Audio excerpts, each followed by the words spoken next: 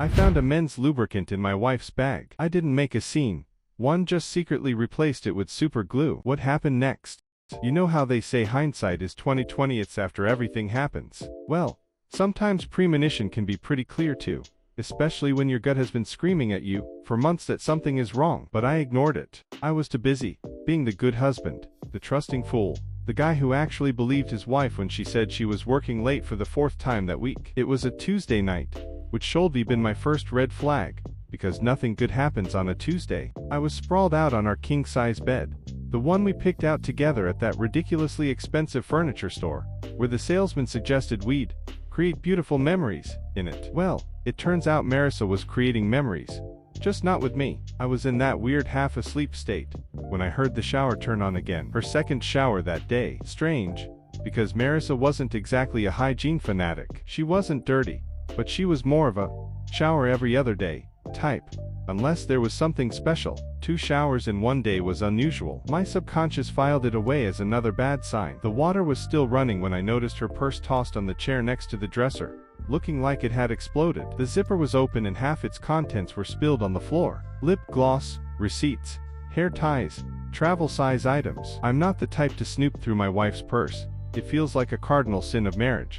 But the mess bothered me. I thought I'd be helpful and tidy it up before she came out. That's when my hand touched something that didn't belong. Small, cold, polished metal, expensive. I pulled it out. A silver tube, about 10 centimeters long, minimalist design, like Apple had decided to make personal lubricants. Japanese characters covered the surface. My first thought was medicine. Maybe a private issue she didn't want to discuss. But why in Japanese? Why hadn't she mentioned it? Curiosity 1. I scanned the text with Google Translate. The result hit me like ice water in my veins. Premium male personal lubricant. Long-lasting formula. Male. Not female. Not couples. Male. And it wasn't new. The tube was half empty. My wife never bought anything like this for us. We barely used lube at all, and when we did, it was the cheap pharmacy brand. This thing looked like it cost more than a week's groceries. And it sure wasn't for me. I stared at it, desperately trying to come up with an innocent explanation. A gag gift. Belonged to a friend. Anything. But then my eyes landed on her tablet, still glowing on the desk. I saw her neat folders, work, docs, tools, and groceries. Marissa never used grocery apps. Ever. She was the type to drag me to 3 stores just to buy the right brand. Groceries folder on her tablet was like catching a vegan with a secret burger stash. Inside was one app I didn't recognize, with a generic icon. My thumb hovered over it. This was the moment. Was I paranoid? Or was my life a lie? I opened it. At the top was a chat with someone named Leo. No profile picture, just a silhouette. The messages, though, were damning. Can't wait to see you Thursday. Got our usual room at the Marriott. Bring that thing. I like the silver one. Makes everything so much better. Gonna do things to you your husband never could. My vision blurred as I scrolled. Weeks of explicit messages. Hotel rooms. Photos I didn't want to see. References to the exact tube of lube I held in my hand. The timestamps matched every late night at the office.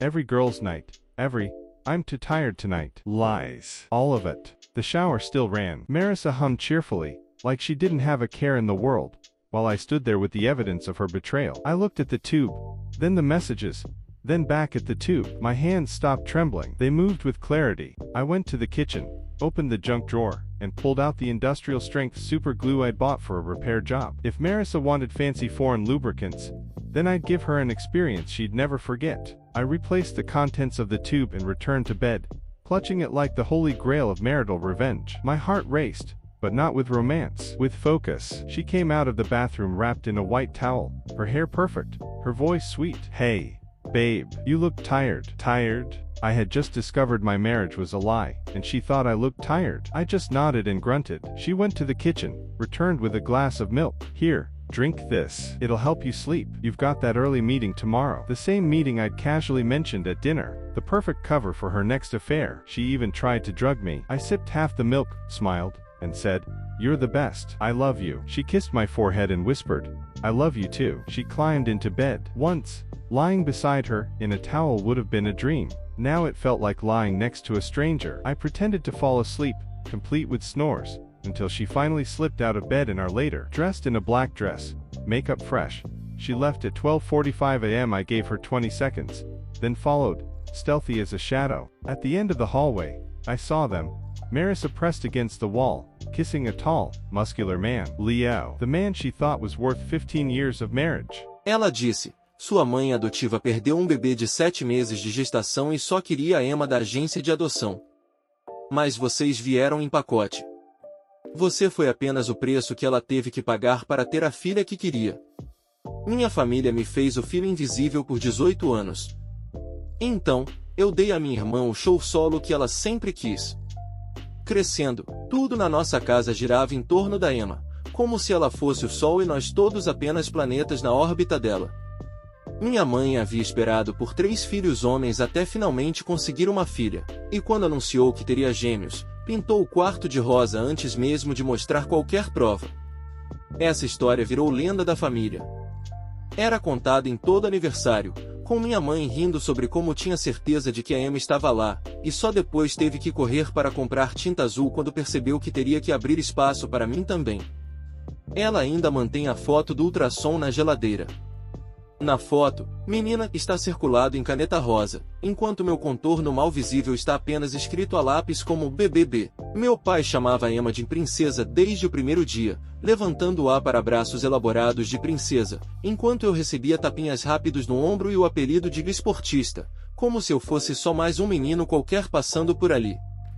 Meus irmãos mais velhos entraram nesse padrão imediatamente, protegendo sua única irmã como se fosse feita de vidro.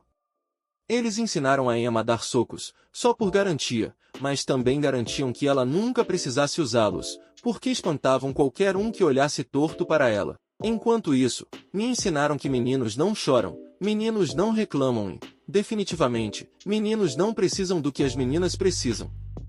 As fotos de família daqueles primeiros anos contam a história inteira, se você souber olhar. Emma sempre no centro, com um vestido impecável que minha mãe passava horas escolhendo, enquanto eu ficava nos cantos, usando roupas velhas que meus irmãos já tinham destruído antes. As diferenças começaram pequenas, mas pioravam a cada ano. Os primeiros passos da Emma foram filmados de 3 ângulos diferentes, com minha mãe chorando sobre sua menina estar crescendo. Quando eu dei meus primeiros passos, 20 minutos depois, recebi um distraído bom trabalho, campeão, porque todos ainda estavam ocupados revendo o vídeo da Emma. As festas de aniversário viraram produções cor-de-rosa, onde meus amigos comiam em pratos cheios de tiaras enquanto cantávamos Parabéns Emma, mesmo sendo meu aniversário também. A escola só piorou as coisas, porque agora havia boletins e conquistas para comparar. O B+ da Emma em matemática significava sorvetes comemorativos e discursos sobre como matemática é mais difícil para meninas, então estávamos ainda mais orgulhosos. Quando eu trazia boletins só com notas máximas, minha mãe apenas dava uma olhada rápida enquanto lavava a louça e dizia que era o esperado, porque meninos têm que se dar bem na escola. A mensagem era clara, a mediocridade da Emma valia mais do que a minha excelência, porque ela era a filha esperada. No ensino médio, eu já tinha aprendido a não esperar mudanças. A Emma ganhou um quarto novo, com direito a luzes de fada e espelho de camarim que custava mais do que todo o meu guarda-roupa. Enquanto isso, eu ainda dividia o quarto com meu segundo irmão mais velho, que achava que me atormentar era um esporte, e só tínhamos uma cortina fina dividindo o espaço para a privacidade. Ela ganhou um carro aos 16 anos, porque é mais perigoso para meninas pegarem ônibus. E eu ganhei apenas o passe gratuito de ônibus que a escola dava para estudantes de baixa renda. Mesmo que a gente não fosse de baixa renda, só eram seletivamente mão de vaca quando se tratava de mim. Tudo caminhava para o nosso aniversário de 18 anos como uma tempestade crescendo. Minha mãe começou a planejar 6 meses antes, criando painéis no Pinterest e visitando salões de festa. Ela mostrava para Emma infinitas opções de temas e cores, enquanto eu ficava sentado na mesma mesa praticamente invisível. Quando finalmente perguntei se meus amigos poderiam ir, ela deu um tapinha rápido na minha mão e disse, claro, querido, você pode chamar alguns amigos para a festa da Emma. Foi aí que eu percebi, aquele não era o nosso aniversário. Era o aniversário dela. 3 semanas antes do grande dia, ouvi minha mãe conversando com a organizadora da festa, achando que eu estava no treino. Ela disse, apenas uma aniversariante. O irmão gêmeo vai estar lá, mas queremos manter o foco na Emma, já que 18 anos é algo especial para meninas. Falou do dourado rosé, Do bolo de 3 andares, da cabine de fotos com letreiro em neon escrito EMA 18. Nem sequer fingiam mais que eu fazia parte daquilo. Decidi ali mesmo, no corredor. Mandei mensagem para meu melhor amigo perguntando sobre aquela viagem de acampamento que ele tinha mencionado. Em poucas horas, 6 caras já tinham confirmado passar o fim de semana do meu aniversário no lago. Contei para meus pais que seria um retiro obrigatório de beisebol, com olheiros de faculdades presentes. Minha mãe mal levantou os olhos da pasta de planejamento quando avisei. Só respondeu, tudo bem. A gente guarda um pedaço de bolo para você. O dia chegou, e eu só senti alívio no peito. Enquanto a Emma arrumava o cabelo com profissionais na cozinha, cercada das amigas da minha mãe suspirando por ela, eu jogava meu equipamento de acampamento na caminhonete do meu amigo.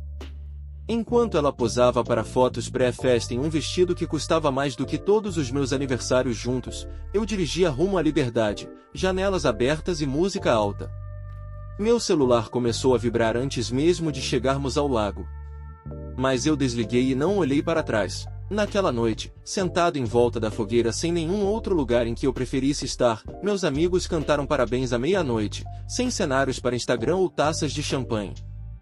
Quando liguei o celular no domingo de manhã, a tela explodiu em caos. Foram 43 chamadas perdidas, mas entre as mensagens furiosas da minha mãe havia uma gravação de voz de um número desconhecido. Registrada às 0h01. Jake, aqui é a sua mãe biológica. Esperamos 18 anos para poder entrar em contato legalmente. Eu sei o que eles te disseram, mas você merece a verdade. Sua mãe adotiva estava grávida de uma menina, mas a perdeu aos 7 meses. Quando foi adotar, a agência disse que você e Emma eram um pacote. Gêmeos que não podiam ser separados. Ela só queria a Emma.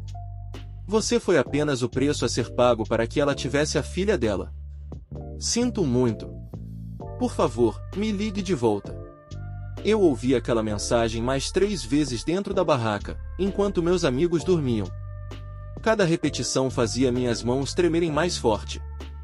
The next morning, I sat at the kitchen table with my coffee, reading the news, like any normal husband who hadn't just sabotaged his wife's affair. Around 10:30 a.m. the lock clicked. Marissa walked in. She looked like she had been through a war. Her once perfect hair was a disaster, her makeup smeared, her skin pale and drawn. She moved gingerly, every step slow, her legs slightly apart. She looked 10 years older than she had the night before. The glamorous woman wrapped in a towel was gone. In her place was a wreck. "Good morning, sweetheart," I said, without looking up from my tablet. "You got in late. How was your night?" She froze, deer in headlights, searching for a story. There was an emergency at work. A crisis with a client. I had to stay late. An emergency. A crisis. She wasn't wrong. Just not the type she meant. "That's a shame," I said, finally glancing up with a concerned expression. "You look exhausted. Is that why you're walking funny? Did you hurt yourself?" Her face betrayed pure panic. "Oh, I fell at the office. Hurt my back.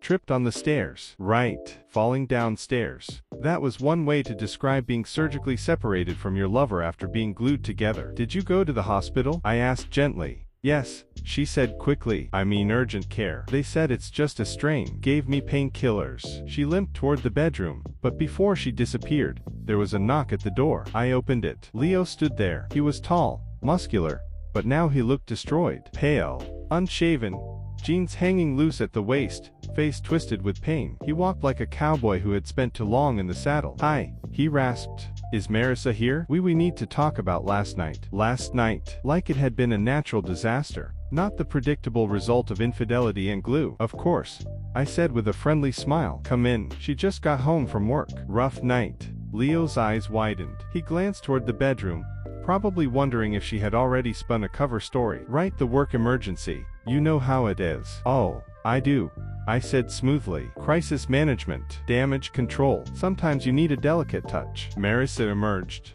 now in sweatpants and a baggy t-shirt, looking like she wanted the floor to swallow her whole. The sight of Leo in the living room froze her in place. "What are you doing here?" she demanded, voice tight. "We need to talk about the situation," Leo said carefully, avoiding details. It was like watching two people try to discuss a bank robbery using children's vocabulary. "Maybe you should both sit," I suggested kindly. Their faces betrayed panic. Sitting clearly wasn't an option. "I need to lie down," Marissa muttered. The medicine's making me dizzy. I should go.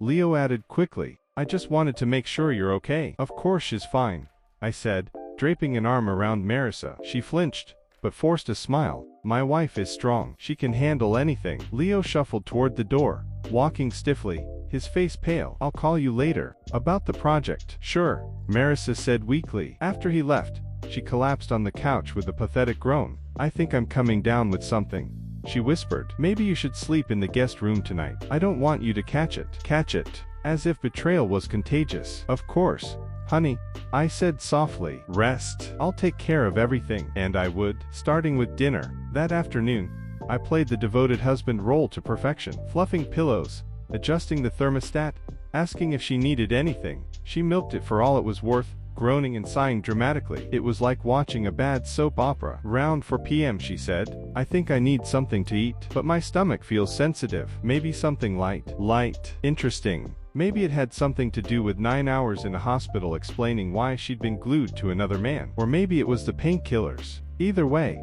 I went to the kitchen. Dinner would be special. A masterpiece of suffering disguised as comfort food. I started with lamb skewers, marinated in a fiery mix of chili powder, Carolina Reaper flakes, Thai peppers, wasabi, and enough hot sauce to strip paint. Then came shrimp drowned in garlic. 10 cloves would suffice, plus garlic salt, garlic powder, and a dash of black garlic. Finally, the piece de resistance, Singapore chili crab, the kind so hot the restaurant makes you sign a waiver. The smell filled the apartment. Maris's voice floated from the couch. Smells amazing. What are you making? Just some of your favorites, I said sweetly. She smiled weakly when I set the tray in front of her, plated like a 5-star restaurant. You didn't have to go to all this trouble. It's nothing, I assured her. I know how much you love spicy food. Thought you could use a little comfort. She took her first bite of lamb, chewed, swallowed. For a moment her face lit up.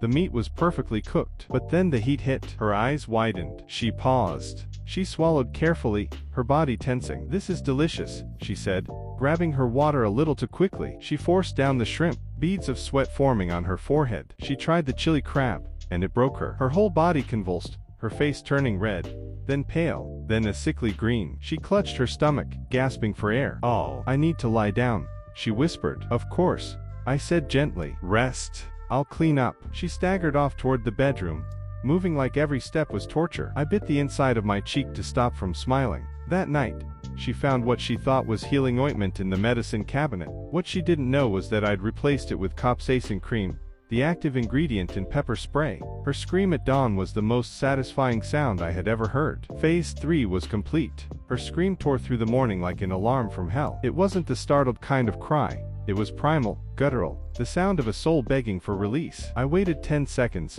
long enough for the capsaicin to fully sink into her skin, before rushing to the bathroom like the concerned husband I pretended to be. She was hunched over the sink, splashing water on herself. Her face streaked with tears. Her hair was wet, sticking to her face. The ointment tube lay cracked open on the floor. She gasped through sobs. It's burning. God, it won't stop. I picked up the tube, inspecting it with fake confusion. That's strange. It's the same brand you always use, isn't it? I don't care. Just make it stop, she screamed, trying desperately to wash it off. But water only spread the oil-based capsaicin, making everything worse. We need to take you to the hospital, I said, wrapping a towel around her shoulders. No, not after last night, she cried, her pride still clinging to secrecy. But the pain was winning. Her resolve cracked. I cradled her face with tender hands, looking into her red, swollen eyes. I love you. I won't let anything happen to you. But we can't fix this at home. The ride to the hospital was agony. She couldn't sit properly,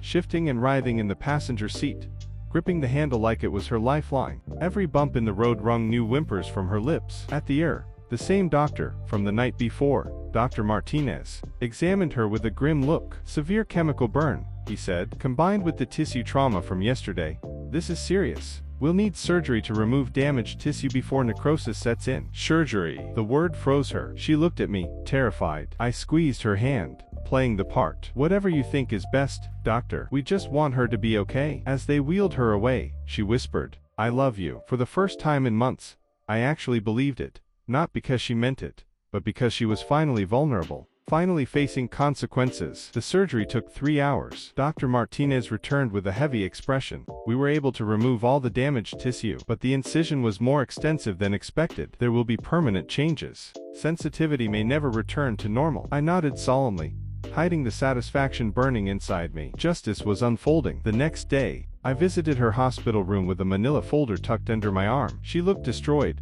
propped up on pillows, face pale, body broken, eyes dull. "Hi," she whispered. "I was wondering when you'd come." I sat by her bed, pulled out the folder, and placed it on the tray table. "We need to talk." Her body stiffened. "What is that?" "Divorce papers." Her eyes widened, lips trembling. Silence filled the room, broken only by the drip of her IV. She looked at me as though I'd stabbed her, but I kept my voice calm, cold. "You'll sign them. You'll walk away with nothing. The house, the cars, the savings, they're mine. Our son stays with me full time." Her hand shook as she reached for the papers. "I don't understand. Why now? Why here?" "Because this is the perfect time. I know about Leo, the hotels, the messages, the Japanese silver tube, the drugs you put in my milk, the secret app hidden in your tablet. I know everything." Her face drained of color. She opened her mouth, but I cut her off. "You'll sign, or we'll go to court." And in court, everything becomes public record. The affair, the hospital incident, the drugs, the videos. "Do you want that?" Tears spilled down her cheeks. She whispered, "Please, we can fix this. Therapy. Anything." I leaned forward, eyes locked on hers. "Can you give me back the nights you spent with him? Can you erase the lies? Can you undo the destruction?" Her silence was the only answer I needed. I pushed the papers closer. "Sign them, Marissa. End this with a shred of dignity." Her hand trembled over the pen, her pride battling her fear. She ripped the papers in half. "I won't sign. You can't just take everything." I smiled and slid out a second set from my briefcase. "Plan B. We go to court. And when the world sees what you've done, you'll lose more than just me. You'll lose everything." Her face twisted into something between rage and despair. Then, suddenly, she laughed. A broken, manic laugh that echoed off the sterile walls. "You think Leo was the only one?" she spat, eyes blazing. "You think he was special? There were others. So many others. You have no idea how long this has been going on." The words hit like a slap, but I stayed calm. She wanted to hurt me, to drag me into her chaos. But all I felt was clarity. My revenge wasn't ending. It was just beginning. The internet never forgets, and I had the perfect way to make sure Marissa Thompson would never escape her own shame. The beauty of the internet is that it never forgets. And thanks to Mrs. Patterson from 3B, our nosy neighbor who usually spent her days filming her cats, I now had a 4K masterpiece of humiliation. She had captured everything: the paramedics arriving, the frantic whispers, the stretcher that was too small, and finally, Marissa and Leo being wheeled out of the building, still glued together under a sheet that barely covered them. Their faces were clear as day. It was obscene, pathetic, and utterly perfect. I got a copy of the video easily. I told Mrs. Patterson I wanted to make sure Marissa was okay. She handed it over without hesitation, falling for my concerned husband act. What she didn't know was that I had far bigger plans. Within 6 hours, I had uploaded the clip to every major social platform: TikTok, Instagram, Twitter, Facebook. I kept the captions short and sharp: "When cheating goes horribly wrong." Simple, shareable, viral bait. By the end of the first day,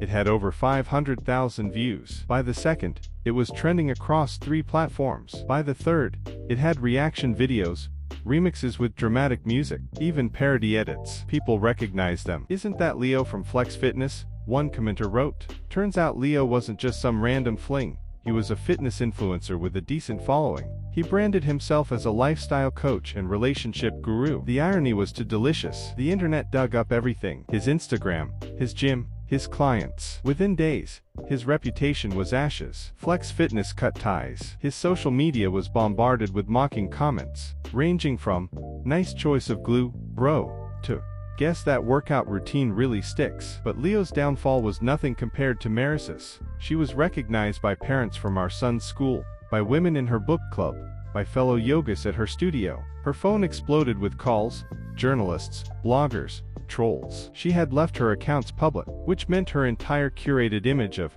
perfect wife and mom was now ammunition for online mockery. People started making memes, screenshots of her date night with my amazing husband, post alongside the ambulance video, her Facebook quote about loyalty and trust in marriage, paired with her being wheeled out stuck to another man. Her friends dropped her one by one. The book club stopped inviting her. The yoga studio lost her membership record. Even the cashier at the supermarket gave her cold stares. And then, I found the real gold mine. Her tablet's browsing history. Hidden behind her fake grocery folder was something bigger than I had imagined. She hadn't been lying when she said Leo wasn't the only one. She was part of an entire network. A private group for married people seeking affairs. A paid subscription service with encrypted apps, background checks, and organized events. She was a premium member for over 3 years. The receipts, the bookings, even reviews she left for other members. It was all there. She wasn't just unfaithful. She was committed to the lifestyle. I printed every piece of evidence, built a file thick enough to crush a man's spirit, and walked into the police station. Not because adultery is illegal.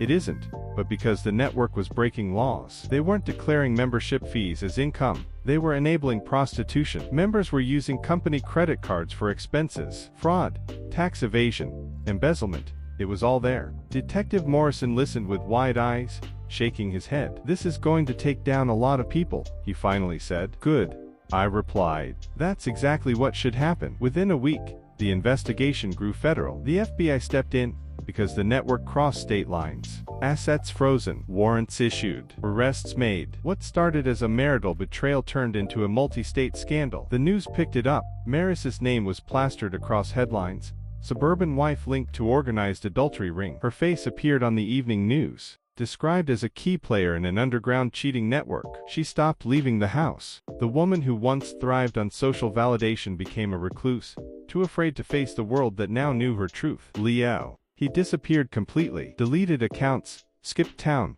tried to vanish. Smart move. But Marissa couldn't run. She had too many ties. Too much evidence pointing her way. And me. I sat back and watched it all burn, sipping my whiskey in peace. Phase 4 had exceeded every expectation. 3 weeks later, Leo made the mistake of coming back. I was sipping coffee in the living room, enjoying the silence of a house finally free of lies, when I heard shouting outside. Through the window, I saw him on the porch, disheveled, eyes wild, yelling at Marissa. "You owe me 20 grand, he screamed for all the neighbors to hear. "Medical bills, lost income, legal fees. This is all your fault." Maris's voice was sharp and bitter. "My fault. You're the one who told me to use that crap. You're the one who insisted on it." And there it was, the confession I'd been waiting for. Even better, Mrs. Patterson was already on her porch with her phone out, probably live streaming the entire thing. The shouting escalated. Leo shoved past her into the house. I stayed quiet, listening as their voices rose upstairs. In what used to be our bedroom, the yelling turned to crashing. Furniture slammed against walls. Then came the slap. Then the thud. I waited 5 minutes before calling Detective Morrison. "It's happening again," I said calmly. "Same address. Domestic disturbance. Possible assault." By the time the police arrived, Leo stumbled out the front door, holding his face where Marissa had clearly hit him with something heavy. She followed, shrieking profanity that made sailors sound polite. Then Leo made his final mistake. He shoved her down the concrete steps. That was it. The cops moved in. Leo was cuffed on the spot for assault. Marissa was cuffed 30 seconds later for disorderly conduct and resisting arrest. The sight of both of them being shoved into police cars was better than any closure therapy could ever provide. Because of the ongoing federal investigation, their new charges stacked neatly on top of the old ones. Leo spent the night in jail. Marissa too. By the time the arraignment came, both were staring down real prison time. Family court was a formality. With Leo in custody and Marissa facing charges for fraud and embezzlement, custody of our son went to me instantly. The house, the cars, the assets, mine. The judge didn't hesitate. That night, I sat alone in my living room, whiskey in hand, listening to the quiet. No lies, no manipulation, no betrayal, just peace. My phone buzzed. A text from Detective Morrison. Case closed. Both pled guilty. Marissa, 8 months. Leo, 6. Thought you'd want to know. I set the phone down and poured another drink. Justice wasn't blind after all. Sometimes, it just needed a little push. The moral of the story: those who cheat for fun pay in humiliation. Commentary, Reddit observer. What a wild story. Honestly, this one feels like something straight out of a movie, except it's real life, and the revenge was more brutal than anything you'd expect. The mix of planning, patience, and pure poetic justice made it one of the most intense stories I've ever covered here. It really shows how far betrayal can push someone, and how consequences can hit harder than anyone imagines. If you enjoyed this story, Don't forget to leave a like, drop your thoughts in the comments, and subscribe to the channel for more of the craziest stories from Reddit. Your support helps me bring even more insane tales your way, so hit that subscribe button and stay tuned.